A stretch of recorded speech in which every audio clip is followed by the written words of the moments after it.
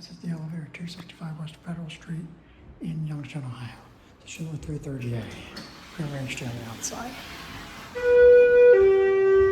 Now directory. Campus directory. Is this NYSU building? Basement's locked. Fans on, but cabin's open so we can turn it off. It's 3. Sorry, he's up here. You're up.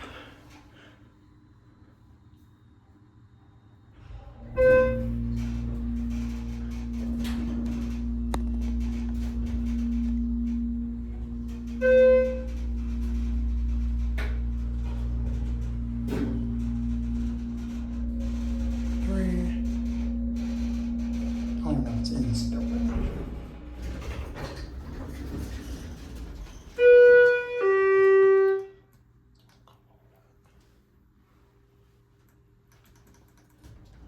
And 1.